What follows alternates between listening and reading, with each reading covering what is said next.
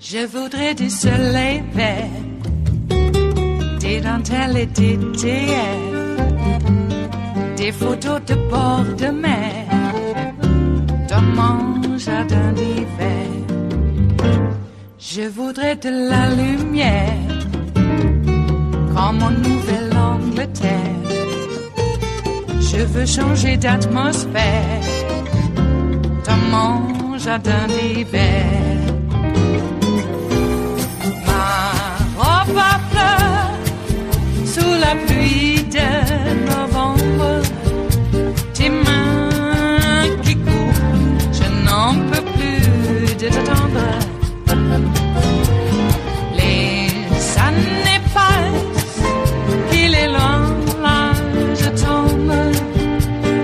Nul ne peut nous entendre. Je voudrais du Fred Astaire, revoir un latte. No more bickering, no more partisanship, no more criticism or finger pointing. There'll be plenty of time for that. But we all need to hit the reset button and lean into moving forward the health and safety of the American people as our top priority. More stories on how people can protect themselves, more people on how people can get the resources that they need that we've unleashed from the federal government and state and local governments. Less stories looking at what happened in the past. Again, there'll be time for that. Has he met Donald Trump? Welcome back to AM Joy. During the White House coronavirus briefing on Saturday, the Surgeon General took time out of what was supposed to be a White House briefing to essentially tell the media to be nice to Donald Trump. It was an extraordinary use of his time as the Surgeon General. And he was not alone. Dr. Ben Carson, who is both a neurosurgeon and for some reason the head of the Department of Housing, used his time on the microphone to tout a National Day of Prayer. Meanwhile, on Fox News, the word of the day is pivot! Since apparently the dear leader has finally realized coronavirus is an actual threat. With nearly 3,000 cases in the U.S. and more than 10,000 globally, 100,000 globally. And the crisis has hit close to home for Republicans. Multiple people who attended the Conservative Political Action Conference in Maryland have gone on voluntary quarantine after at least one attendee tested positive. Several people who attended a lavish party with Donald Trump and the president of Brazil at Mar-a-Lago are also being affected after several members of the Brazilian delegation tested positive. Miami Mayor Francis Suarez has confirmed that he tested positive for coronavirus. And RNC spokeswoman Ronna McDaniel is in self-quarantine while she awaits test results. In fact, Trump's Mar-a-Lago paradise has become what the Daily Beast calls a coronavirus petri dish and what the New York Times calls a hot zone. And this mask joke by Florida Republican Matt Gaetz has absolutely stopped being funny, even to those on the right. So, not the Democratic hoax that Trump for weeks made it out to be. And just to keep it from falling into the memory hole, let's recall that just days before the World Health Organization declared COVID-19 to be a full-blown pandemic, Trump and his fiercest Fox allies consistently downplayed the seriousness of the virus, even accusing Democrats of exaggerating the threat as part of some elaborate scheme to take Trump down. Tonight, I can report the sky is absolutely falling. We are all doomed. The end is near. The apocalypse is imminent, and you're going to all die, all of you, in the next 48 hours. And it's all President Trump's fault. Or at least that's what the media mob and the Democratic Extreme Radical Socialist Party would like you to think. The chorus of hate being leveled at the president is nearing a crescendo as Democrats blame him and only him for a virus that originated halfway around the world. I see. This is impeachment all over again. Now, they say the mortality rate for coronavirus is higher than the flu. But consider, though, that we have a flu vaccine, and yet in 2019, 16,000 Americans died from the flu. Imagine if we did not have the flu vaccine, the flu would be a pandemic. And pivot! Some Fox hosts have now softened their tone. Look, bad things happen, and this virus is one of them. But setting off panic around the world is not the answer. Make no mistakes, in serious situations, truth matters, facts matter, and unfortunately there's been way too much politicizing of this, too much, untruths being told, and even some weaponizing what is a global pandemic. The Chinese coronavirus is a major event. It will affect your life. And by the way, it's definitely not just the flu. Okay, and get this, according to the New York Times, Tucker Carlson even privately urged Trump at Mar-a-Lago to take the threat of coronavirus more seriously, according to one person with knowledge of the conversation. So at least he has expert guidance. Coronavirus can be more severe and even more deadly for those ages 65 and above and for people with underlying conditions. And on the age side, it means that the downplay of the virus threat is not just irresponsible, it's outright dangerous, particularly for the older, mainly Republican Fox News viewers who new polling by NBC and the Wall Street Journal show are less likely to believe that coronavirus is a serious threat, thanks to their favorite president. Joining me now. Yeah, and Eric, so Fox News reportedly benched now Trish Regan, who was the lady with the, for those of you who don't watch Fox, with the very large blonde hair, who was, being very serious about saying that, it's just an attack on Donald Trump and it's a new impeachment. So they benched her show. According to the Washington Post, Rupert Murdoch, there's an op-ed in the Washington Post that says Rupert Murdoch can actually save lives by forcing Fox News to tell the truth about the coronavirus right now. And this is just a piece of it. It says, and so let's acknowledge the obvious. There is no more important player in influencing Trump than Fox News, and no more powerful figure at Fox than a patriarch.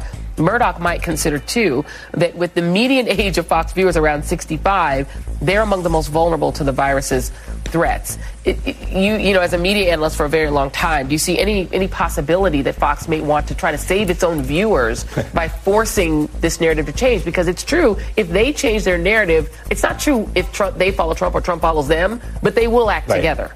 Right. Anyone waiting for Rupert Murdoch to do the honorable thing is going to wait a very, very long time after someone who's watched him for 20 years. Look, Fox News has been getting people killed for years. I mean, just look at their crusade against affordable health care, their crusade against expanding Medicaid. This is not unusual for them. It's far more dire.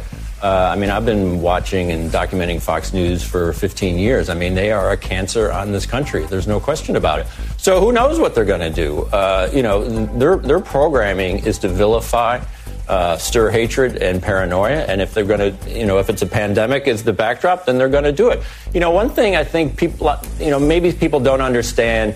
They think, well, Fox News is just a conservative news organization and it's not that dangerous. And, maybe that's what it was when it started 20 years ago. It's clearly morphed into something far more sinister and dangerous. And it's brainwashing. I've written about Fox News and brainwashing an entire older generation. And people say, well, you shouldn't use that rhetoric. That's such an exaggeration. This is textbook brainwashing. So the problem is when people watch Fox News, the hardcore viewers, they don't watch it with an a la carte menu. They don't pick and choose which topics they think they believe or maybe, they're not going to believe. They're all in. They believe everything. And so even during a pandemic, and people look at it and say, well, why would you believe misinformation about a pandemic? They believe misinformation about everything. And that's the danger of Fox News. It is Monday, the 16th of March of 2020. And you are in West Coast Cookbook and Speakeasy. I am your chef de cuisine, Justice Putnam. And our daily special is River City Hash Mondays. Because it's been one of those weekends, we've had to take the remnants of what has occurred. We slice it, we dice it, we toss it, we put it together in a lovely gourmet dish. Well, it was really just a bunch of leftovers, but man, is it tasty. Yeah, well, Trump was out there over the weekend lying as usual, except this time during a pandemic. That'll get you killed. Well, Eric Bullard at the top even mentioned that. Fox News has been doing it for years. I guess they're used to it. Anyway, lie, and then what's up with the upper echelon folks of the CDC? Not Fauci necessarily, but the others who are just, they can't kiss Trump's ass enough. What's up with that? Well, we're in deep trouble. And I don't think that the way to lower your COVID-19 temperature is to have the Fed slash the rate, interest rate. You would think they would do something a little bit more medical than economic, but we have a mobster in charge. And we all know mobsters play catch-up and lie about it, whereas leaders lead. All right. Canada's going to be closing themselves down, and I think we're supposed to. Now, I had to put myself in a bubble. I apologize. I don't know if the Fed slashing the rate is all that was supposed to occur today. I think there may be calls of closing down the country. And wouldn't Stephen Miller, Santa Monica Goebbels, Stephen Miller, I think he would love that. Because then, for sure, all those brown people that he hates so terribly will definitely not be able to make it in, even by accident. Of course, it also means that all those great anchor baby moms from Russia with all their oligarch money they're going to launder in the U.S. through Trump properties won't be able to get in either. But I have a feeling that they will get a waiver. I just have a feeling. Indeed. So what else happened over the weekend? Well, let me tell you. As you know, I had served a 7-day suspension arising from a tete-a-tete in a tiny, tiny, tiny little private Facebook page out of Ashland, Oregon, that purports itself to be uncensored. And it has been until a few weeks ago when a couple of Trump brat brown shirts showed up and started stirring up the shit. Now understand, in the same group, we had literal Russian bots engaging with people, and we had just got rid of them when these, well, just be generous and say they were trolls rather than bots. Trolls. These two showed up and did the usual Trump, pro-Trump memes, and the anti-Obama stuff, and then got into the pro-gun stuff, and all the liberals are faggots, and just the usual horrendous BS that you're confronted with whenever a Trump brat shows up. In your mentions, just calling you the most vile, homophobic, misogynistic tropes and memes that they can come up with. And because we've had an uncensored group, we pretty much allow, we because it's the group, really is an administrator who allows it or doesn't allow it, and pretty much he allows everything. We have the most bloody, ugly, anti-abortionist fetuses supposedly on a sidewalk photographs that we are subjected to. Now, this is ostensibly a kind of a liberal blog, but who are the loudest voices? The most obnoxious? Yeah, you got it. From the right wing. Now, try to balance that out with a, loudmouth, obnoxious voice from the left. Say, like, someone like me. And I got to tell you, that's when the mushroom clouds start appearing on the horizon. Because they cannot take what they dish out, not a fraction of it. And they cannot stand having anyone question them. They will go very far to try to, dismiss you, malign you, dox you. So these two were responsible for the first and only suspension that I have ever had on any social media site after all these years. And after all these F words, too. Interesting. Anyway, I had just finished serving a 7-day suspension late last week where I was able to post and, engage on Facebook again. I can still do it in DMs, but you're locked down there, too. You can't really just clip and paste a news article to a friend for them to share for you, not in the DM. So I just finished that 7-day suspension late last week, as I mentioned. Posted a few things, like music show, telling people, if you're going to, if you're going to hoarding paper products is a mistake. What you need to hoard is liquor. Lots and lots of liquor. and by the way, here's a music show to entertain yourself with also. What else?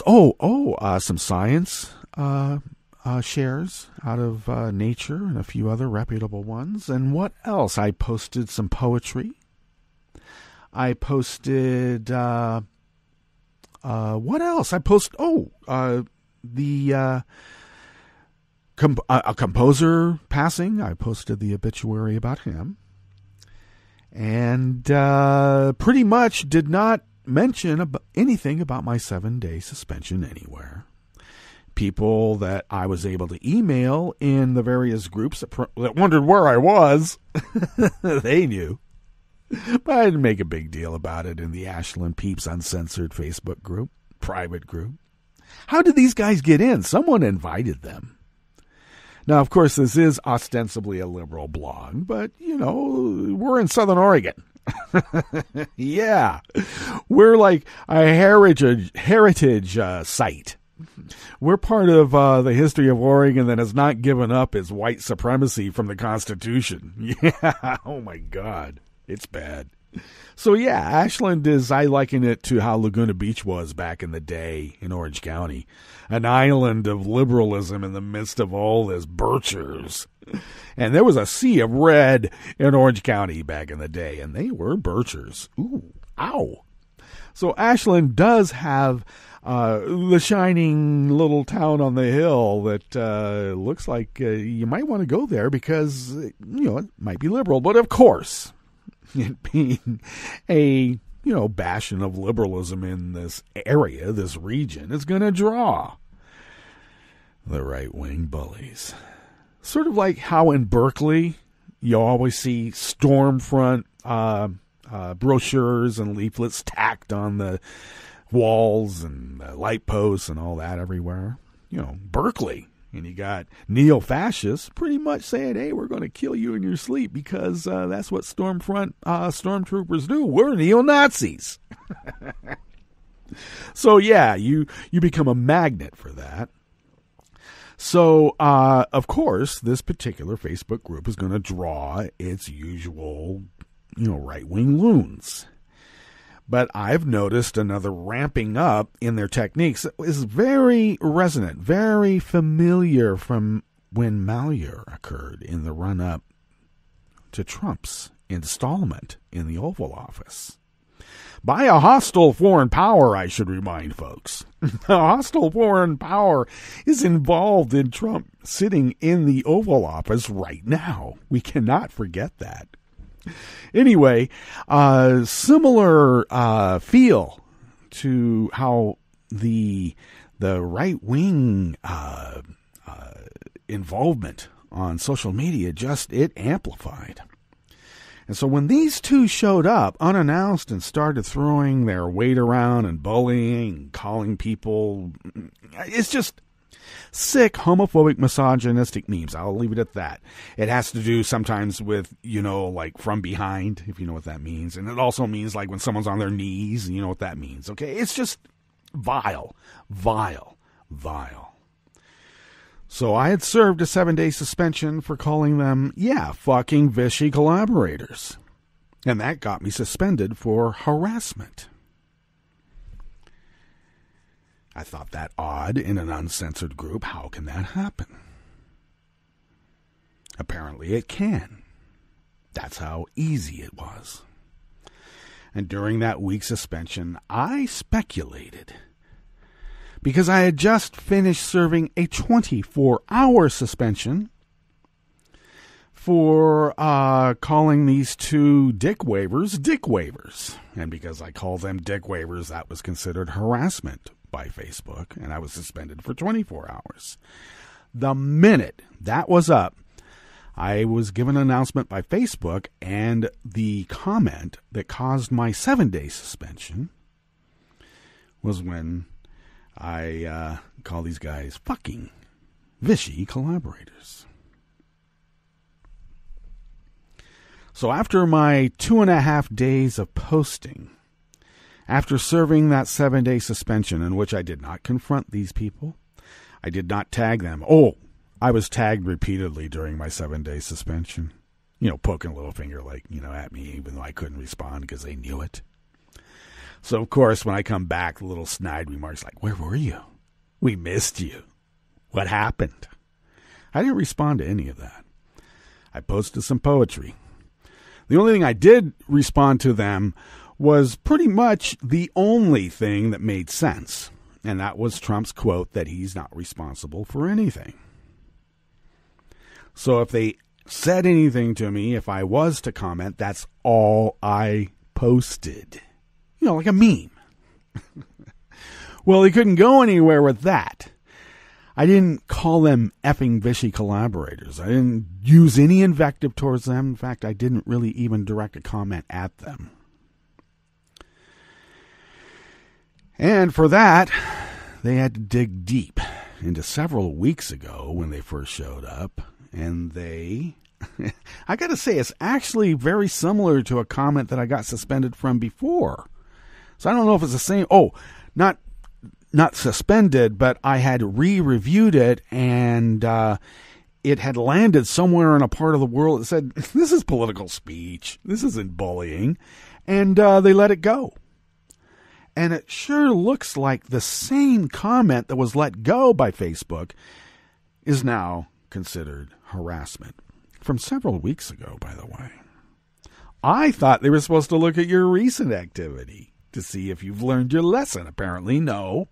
A right-winger can just serially harass you, follow you from group to group, and that's what these guys were doing. They actually went into a non-political community group where you're not supposed to talk about politics. I will say that was the only directed comment I made at them, was that in that group, since they're new, we're not supposed to do politics. And, of course, as soon as I said that, then they started doing their vile, cuck and I'm a Bernie C sucker. I'm taking it in the behind by Obama. Just all this vile stuff, right?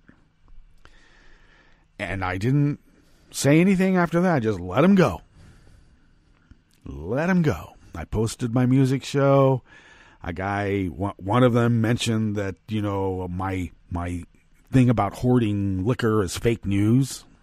And I reminded him, yeah, it is fake news, I guess. But I'm not talking about a cure by imbibing in alcohol or as I like to call it, liquor. I'm talking about entertainment. So I just left it at that. We're not looking at liquor as a cure. We're looking at liquor as entertainment. So those fellows actually either got the boot entirely from that group or are muted for a few days, which that administrator will do if people have, stepped over the line and ventured into too much politics on the page. In the uncensored group, I have not seen any newish comments or posts by them, so I don't know if the administrator has actually done something or if Facebook in general has done something to them. But too late for me. I'm out for 30 days. 30 days. For a comment in the same stream that got me suspended for first 24 hours, then 7 days.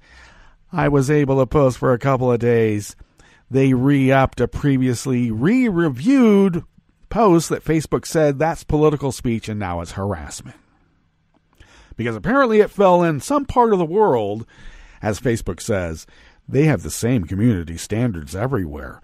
But in some communities are more harsh than others. That's sort of like, all pigs are equal or all farm animals are equal except some farm animals are more equal than others.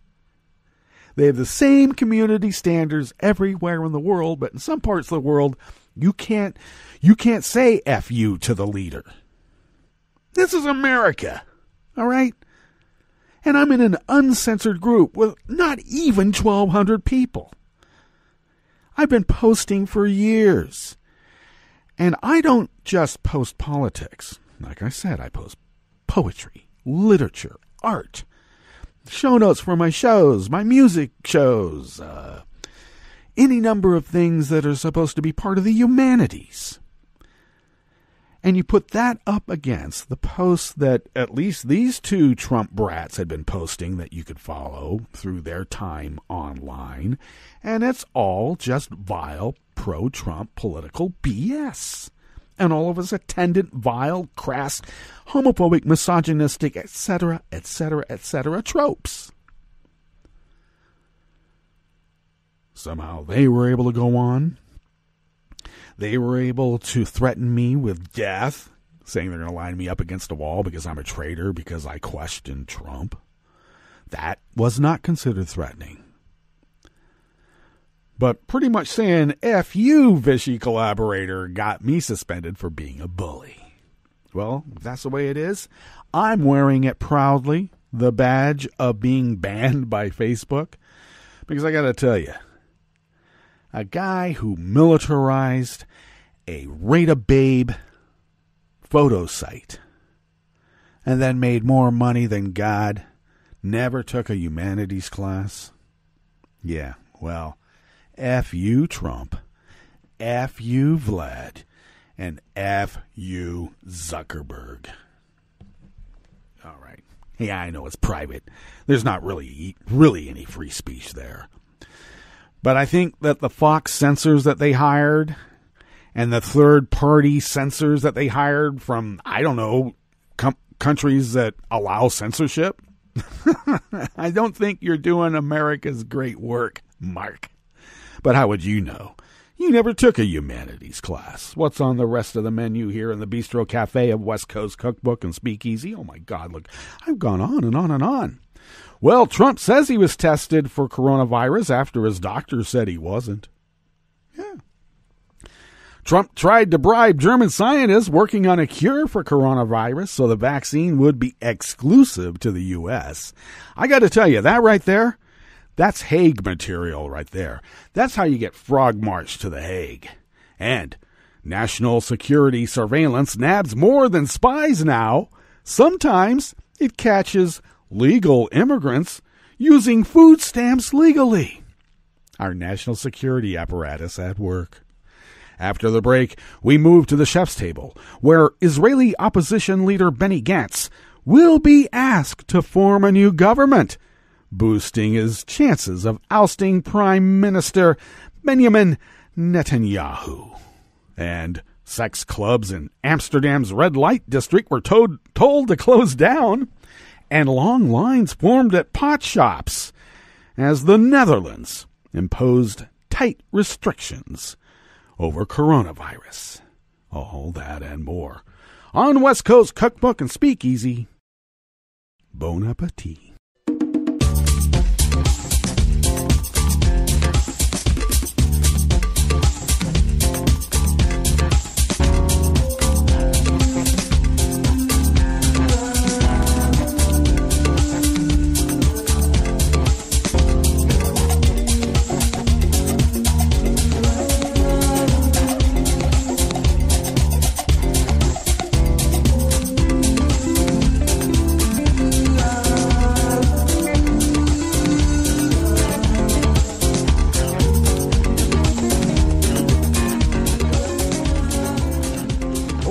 How time flies when you're ranting on a Monday. River City Hash Mondays, by the way. If you would go to the bottom of our homepage at netrootsradio.com, to the right of the page is our chat room link monitored by Kelly Lincoln. Thank you, Kelly. To the leftish of the chat room link at the bottom of our homepage at netrootsradio.com is our link to our Patreon page. Do please become a recurring Patreon of Netroots Radio. Though the bulk of how we do this here in this powerhouse of resistance comes out of our own wallets, we would be unable to do it without you. So thank you for your generosity. If you could afford an espresso-type coffee drink, the funds for that sent once a month our way helps us pay our bills and all the other attendant problems that occur, like newish machinery that needs to be purchased. Thank you for your generosity. We celebrated our official 9th birthday anniversary just a couple of days ago. And we are a powerhouse of resistance because of you, and we thank you so much for that. If you would like to follow Netroots Radio on Twitter, do so at Netroots Radio. Tom takes care of that. Thank you, Tom. I take care of at Justice Putnam. And go ahead, follow me there, because I also post the show notes and links diary on Daily Codes about 10 minutes before showtime, and they get that linked up on social media, except for Facebook now. We have a social media director, and that would be Kelly. Ha, ha, ha. You think we're stupid? We're not dimwit Trump rats. Come on. Come on. If you would like to follow the show on Twitter, do so at Cookbook West. And pick up podcasts by way of Spreaker, Stitcher, TuneIn, iHeart, YouTube, iTunes, and wherever podcasts can be found. All right, we better get right into this first offering because, wow, I've just really eaten up the time here today, and we're not even out of the Bistro Cafe. We still have the chef's table to get to. This first offering is Out of the American Independent by Kylie Joy Gray. You know, we interviewed her quite a few years ago in another iteration of West Coast Cookbook and Speakeasy when we were called, well, it was the after show, but we're different now. Alrighty. At a press conference on Saturday, Trump announced that he had been tested for coronavirus. I also took the test last night. I decided I should. Based on the press conference yesterday, people were asking, did I take the test? But that isn't what Trump's doctor said in a letter released by the White House just before midnight Friday. Given the president himself remains without symptoms, testing for COVID-19 is not currently indicated. Senator Sean P. Connolly, a physician to the president, wrote in a memo on Friday that was released by the White House, I will continue to closely monitor and care for the president and will update you as more information becomes available. Trump has come in contact with at least 2 people who have tested positive and several others who were exposed to people who have tested positive, including members of Congress, even ones that wear gas masks in the well or on the floor of the House, even those. Well, I don't know that I had exposure, but I don't have any symptoms, Trump said on Friday. He added that he had asked his White House doctors, and they told him he did not have any symptoms whatsoever. On Saturday, Trump said he did not know when he would receive the results of his test, probably when he releases his taxes.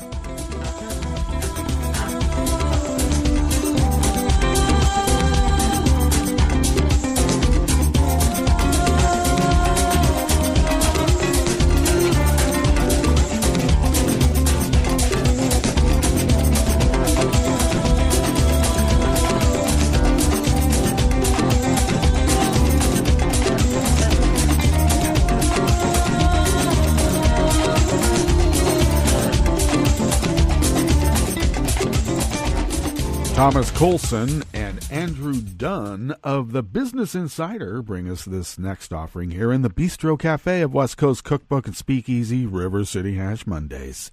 Donald Trump tried to recruit German scientists, I call it bribing, working on a coronavirus vaccine and offered large sums of money to secure exclusive rights to their work for the U.S., according to a report said to be confirmed by the German government. Well, it sounds like a bribe to me.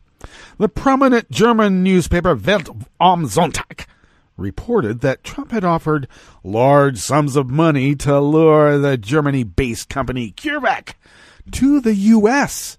and to secure exclusive rights to the vaccine so that he could sell it around the world at an inflated price and then get a VIG. This is Hague material, folks. This is what sends leaders of nations to The Hague. CureVac denied rumors of an acquisition.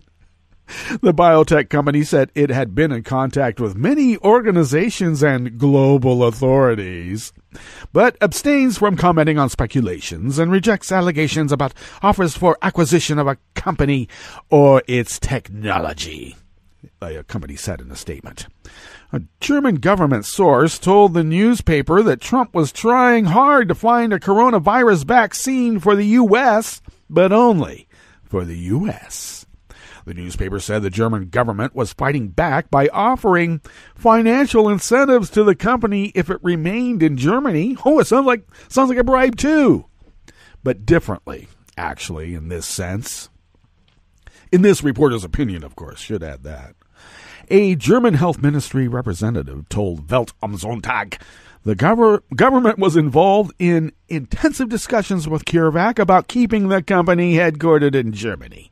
The German government is very interested in ensuring that vaccines and active substances against the new coronavirus are also developed in Germany and Europe. The newspaper quoted a health ministry official as saying, "In this regard, the government is in intensive exchange with the company CureVac." In a separate statement, the health ministry told Reuters that Welt am Sonntag report was accurate.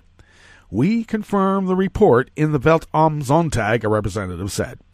Florian von der Mühlbe, CureVac's chief production officer and co-founder, told Reuters last week that the company hoped to have an experimental vaccine ready by June or July so the company could seek permission to start testing on humans.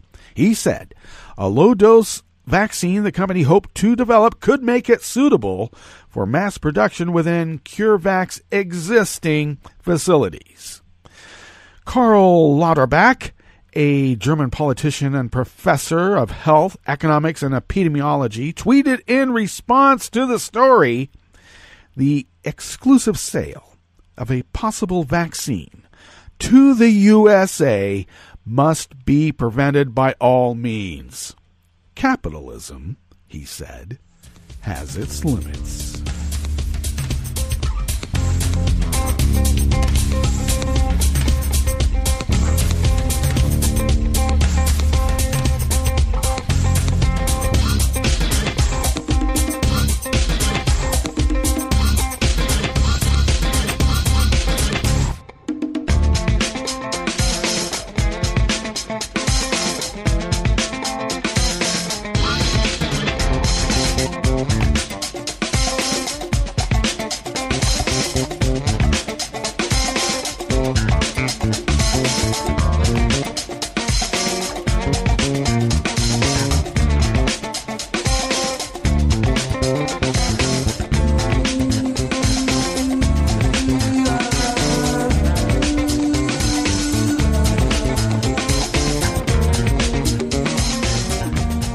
Eric Tucker of the Associated Press brings us this final offering here in the Bistro Cafe of West Coast Cookbook and Speakeasy.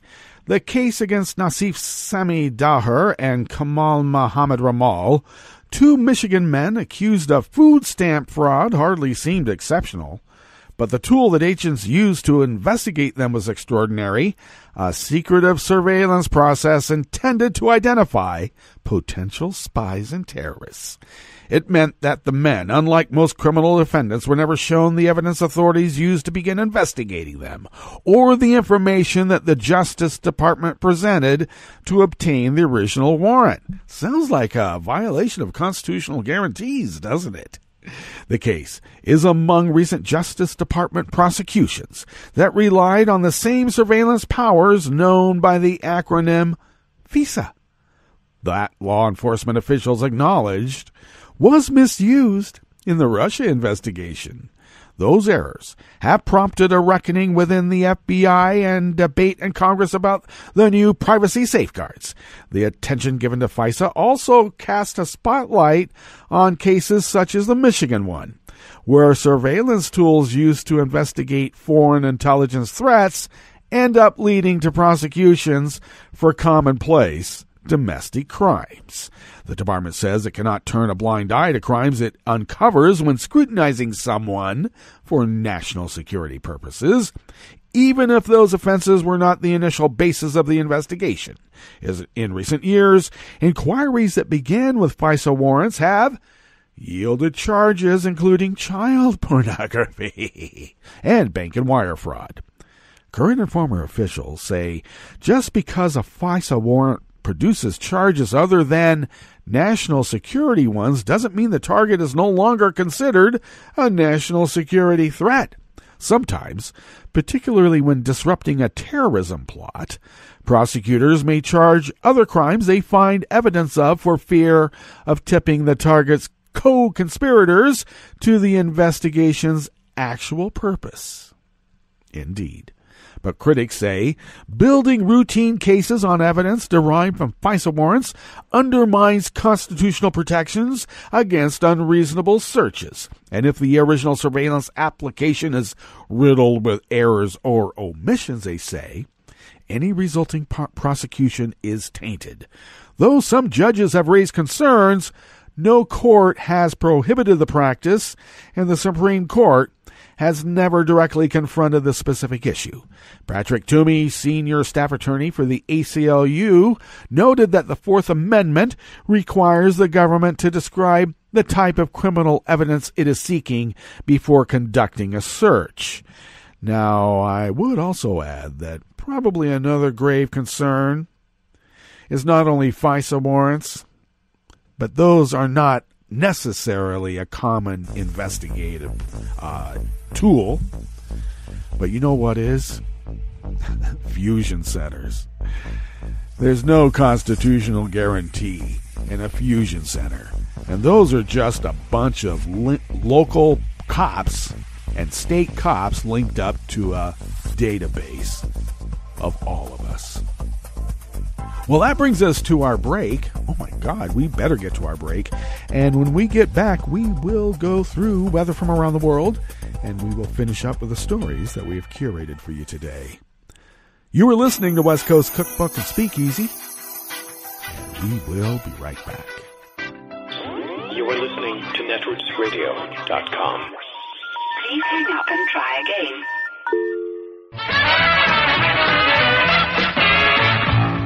From a point at sea to the circles of your mind, a new force is at work for planetary transformation. New radio for a new Earth.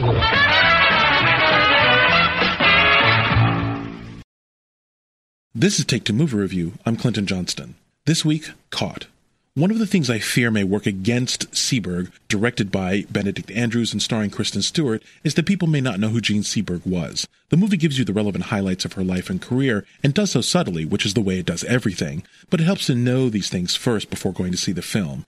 If you know Jean Seberg, you probably know her from Jean-Luc Godard's Breathless, which this movie starts after, when Seberg is a star in both France and America, and on the rise. However, Seberg the movie takes more thematic cues from Jean Seberg's first iconic turn, that as Joan of Arc and Otto Preminger's adaptation of Bernard Shaw's Saint Joan. As Joan is caught between England and France and pays with her life for her talents, her convictions, and her ability to inspire, Jean, to paraphrase a great line from the film, confronts the war against black people in America only to get caught in the crossfire. This movie could do so many things wrong, but does so many things well. This parallel could be heavy-handed. It isn't. This film could be another white person wins the civil rights era. It is not. It is a painful return to a time before our surveilled society, before we understood that our government was accessing all forms of our communications. And Andrews, Hitchcock-like, tells the story in his shot strategy, with Stewart constantly seen through lenses, through windows, in reflection, her image mediated and fractured, as Jean Seberg is doggedly recorded by both Hollywood and by the FBI, touching on the celebrity culture side of our loss of privacy. This movie even handles nudity without being gratuitous, because Stewart, in moments of being barely dressed and undressed, reflects how Jean Seberg tries to live a successful, emotional, professional, familial, political, and personally ethical life, complete with moments of strength and stumbles of misjudgment,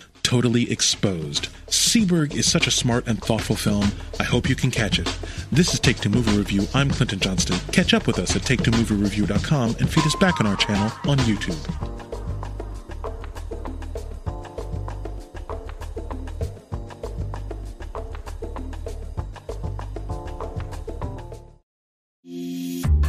This program is presented by the Centers for Disease Control and Prevention.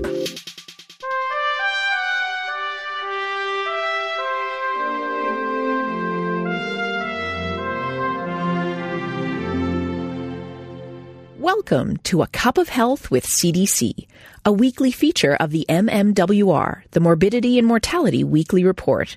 I'm your host, Dr. Kathleen Dooling.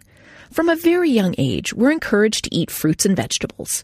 Unfortunately, many Americans are not getting the message.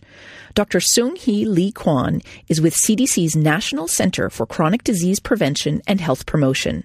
She's joining us today to discuss the importance of eating enough fruits and vegetables. Welcome to the show, Seung-Hee. Thank you for having me. Seung-Hee, what is the recommended amount of fruits and vegetables? The federal guidelines recommend that adults consume at least 1.5 cups to 2 cups of fruit and 2 to 3 cups of vegetables each day. This is for adults who get less than 30 minutes of physical activity a day. Adults who are more physically active need more calories and thus should be eating more fruits and vegetables. 1 cup is about 12 strawberries or 1 large tomato. How many people consume the recommended amount of fruits and vegetables? We found that very few adults are getting enough fruits and vegetables. Just 12% are eating the recommended amount of fruits, and less than 1 in 10 eat enough vegetables. And consumption is lower among men, young adults, and adults living in poverty. Why is eating a diet rich in fruits and vegetables so important? Eating a diet rich in fruits and vegetables can help with 3 things. 1, it can reduce the risk of many leading causes of illness and deaths, such as heart disease, type 2 diabetes, some cancers, and even obesity. It can also add important nutrients that are commonly missing in Americans' diet. And it can help with weight management if adults consume fruits and vegetables instead of other calorie-dense foods. How can we meet the recommended daily intake of fruits and vegetables? Try to fill half of your plate with fruits or vegetables at each meal or every eating occasion. Making fruits and vegetables the focal point of your meal will help you meet your recommendations. For example, recent studies have shown that adults get most of their fruit during breakfast and snacks. So you can try adding berries to your morning oatmeal or grab a piece of fresh fruit as an afternoon snack. For vegetables, most adults eat them at dinner, so try adding more into your lunch by adding a side salad or packing a snack of baby carrots or grape tomatoes. Are canned or frozen products just as good as fresh? All forms of fruits and vegetables count towards meeting the recommendations. For the most health benefits, make sure that the fruits and vegetables you consume have a limited amount of salt, butter, sugar, or creamy sauces. When selecting canned fruits, choose the ones with lowest sugars. And for canned or frozen vegetables, choose those lower in sodium. Where can listeners get more information about eating a healthy diet? Listeners can go to cdc.gov/nutrition or choosemyplate.gov. Thanks, Seung-Hee. I've been talking today with Seung-Hee Lee Kwan about the importance of eating a healthy diet. Eating a diet rich in fruits and vegetables can help reduce the risk of many leading causes of illness and death and add important nutrients to your diet. Make sure you're eating enough. Until next time, be well. This is Dr. Kathleen Dooling for A Cup of Health with CDC. For the most accurate health information, visit cdc.gov or call 1-800-CDC-INFO. Hi, I'm Tom Hartman, and since you're listening to netrootsradio.com, show your progressive side and go to the donate button on the bottom of the homepage. It's progressives like you who power Netroots Radio and keep the progressive message beaming everywhere 24 hours a day. Just go to our donate button at the bottom of netrootsradio.com. Thank you for keeping progressive radio at full power.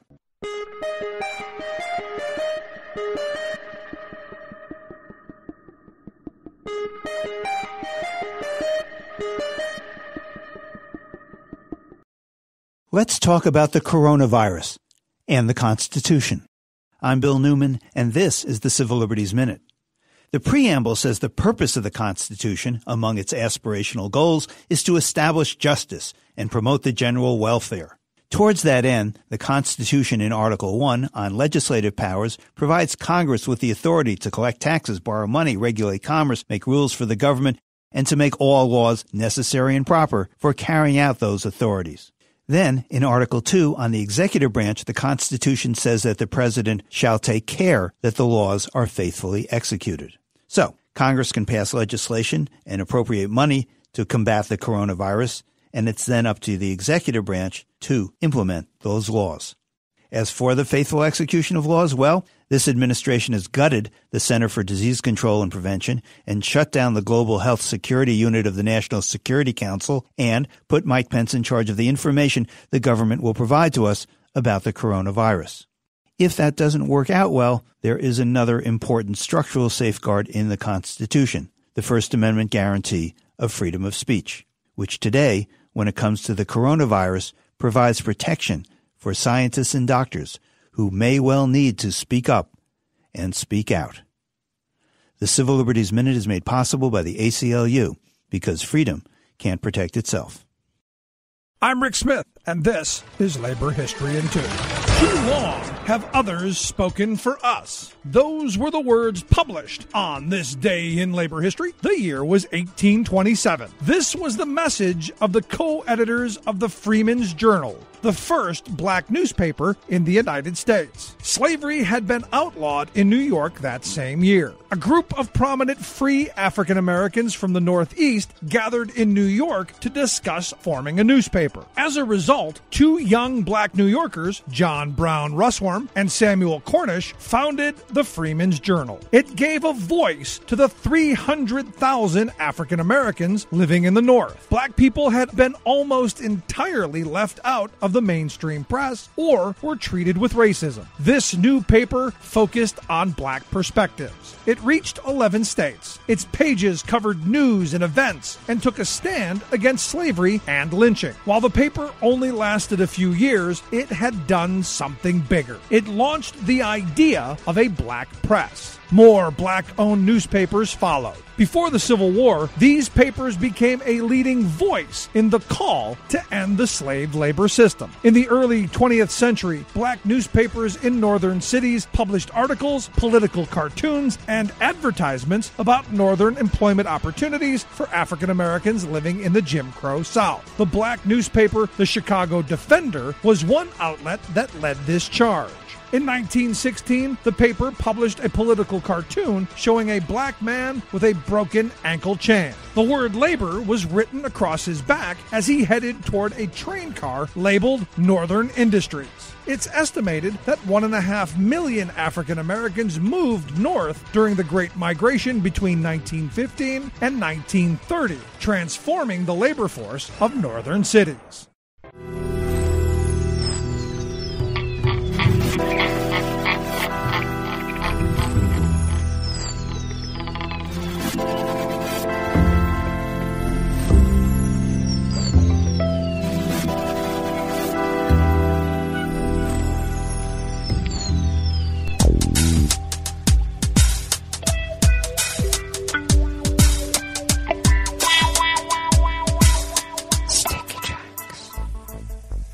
Thank you for accompanying us here to the Chef's Table at West Coast Cookbook and Speakeasy River City Hash Mondays.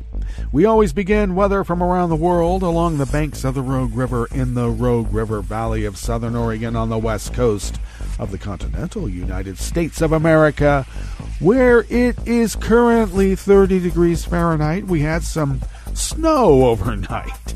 Quite a bit of rain throughout pretty much from the later part of the day and overnight. Actually came down as what I call a gully washer, and then it lightened up because it was snowing. And the snow remains here this morning, though it should be burning off. We're expecting a high of near 60. Sun and clouds will be mixed and winds will be light and variable. Partly cloudy overnight with a low in the low 30s. And, of course, winds will remain light and variable. Tomorrow we'll have intervals of clouds and sunshine in the morning, and more clouds for later in the day tomorrow with a high in the mid-50s, and winds will be out of the west at 5 to 10 miles per hour, bringing with it a small chance of precipitation, though the larger amounts are expected for later in the week, if not the weekend. Pollen is rated at none. Air quality index in the region is good at 29 parts per million. And the daytime UV index is moderate, and it has gone down to 3. It had been up to 5 over the weekend. Barometric pressure is holding steady at 30.05 inches. Visibility is at 8 miles. And relative humidity is at 90%. Weather from around the world. is brought to you by people's personal weather stations that they purchased. These people planted these purchased personal weather stations somewhere on their property, and these people positively live around the world. London is 54 and fair. Paris is 54 and cloudy. Rome is 64 and sunny. Kiev is 46 and fair. Kabul, 53 degrees and partly cloudy. Hong Kong, 65 and partly cloudy. Tokyo is 39 degrees and clear. Sydney, Australia, 63 degrees and mostly cloudy. San Francisco, California is 40 degrees and cloudy. And New York is a brisk 38 degrees Fahrenheit and sunny. And that is weather from around the world, brought to you by people's personal weather stations that they purchased. These people planted these purchased personal weather stations somewhere on their property. And these people positively live around the world.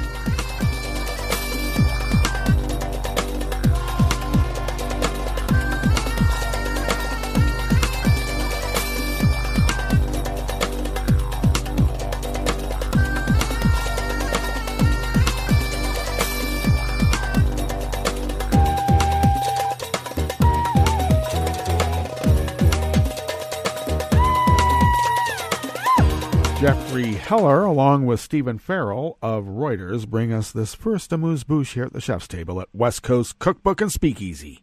Opposition leader Benny Gantz will be asked to form a new government, Israel's president said yesterday, Sunday, boosting his chances of ousting veteran Prime Minister Benjamin Netanyahu.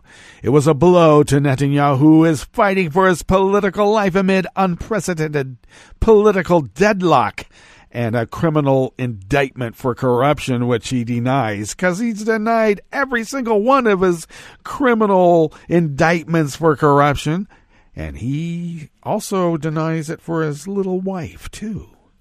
But it remains unclear whether Gantz's centrist blue and white party can break a stalemate that has been marked by 3 inconclusive elections in less than a year. Netanyahu, age 70, is Israel's longest-serving leader and has been heading the country's efforts to combat the coronavirus. But last year, he tried unsuccessfully to put together a ruling coalition.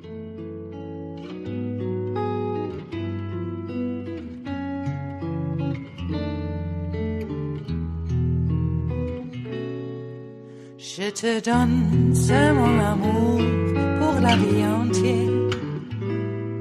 La promesse de me trouver à tes genoux. Aussitôt que tu m'appelles, rester toujours fidèle. C'est tout, c'est tout. Je te donne tous mes printemps, mes étés de mer. Mes automnes, quand les feuilles tombent partout. Si ce n'est pas une bonne affaire, je te donne tous mes hivers, c'est tout. Anonymous worker bees at Reuters brings us this final amuse-bouche here at the chef's table at West Coast Cookbook and Speakeasy. Sex clubs in Amsterdam's red light district were told to close down, and long lines formed at pot coffee shops as the Netherlands imposed tight restrictions to prevent the spread of coronavirus. The government ordered all restaurants, cafes, and schools to shut down until April 6th. The measure included the famous Dutch bars selling hashish and cannabis, and also strip clubs. They don't sell strip clubs at these hashish and cannabis bars. They're separate entities unto themselves. That's what happens when you're riding under a deadline, maybe. The neighborhood draws millions of visitors to erotic dance shows, adult clubs, and brothels, where prostitutes pose in lingerie behind red-lit windows. The number of confirmed coronavirus infections in Netherlands rose by 176 to 1,135 yesterday, with 20 deaths on one day. The Dutch flower industry also warned that it is facing huge losses due to canceled orders during one of the busiest times of the year. Well, that brings us to the end of our broadcast period for the day. And we will meet up tomorrow, of course, for Tarrytown Chowder Tuesdays. So do stay tuned to Netroots Radio all day and all night for all the breaking news as it breaks. And we'll meet up here tomorrow, right here in West Coast Cookbook and Speakeasy. Bon appetit.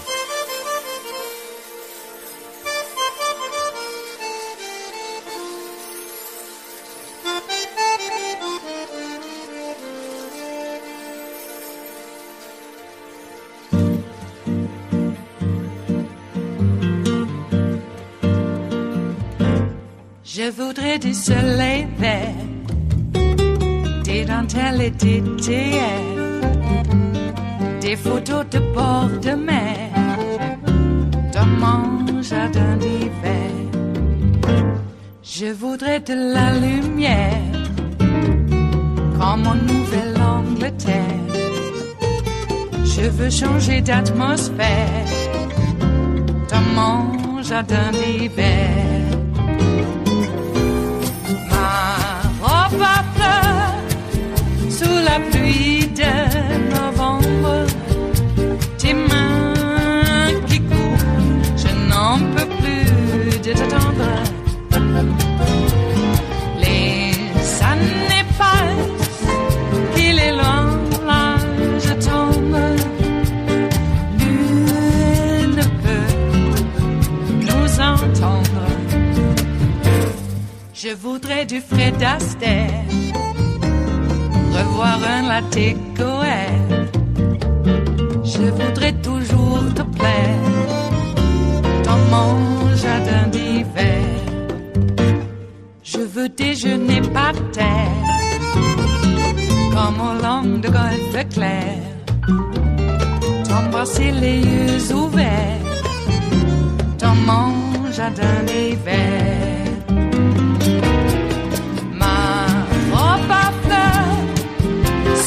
Pluie de novembre, tes mains qui courent, je n'en peux plus de t'attendre. Les années passent, il est loin, là je tombe. Nul ne peut nous entendre. Ba-da-da-dum-di-da-dum. Ba-da-da-dum-di-da-dum. Ba-da-da-dum-di-da-dum. Dans mon jardin d'hiver. Ba-da-da-dum-di-da-dum. Ba-da-da-dum-di-da-dum. Ba-da-da-dum-di-da-dum. Dans mon jardin d'hiver. Dans mon jardin d'hiver. Dans mon jardin d'hiver.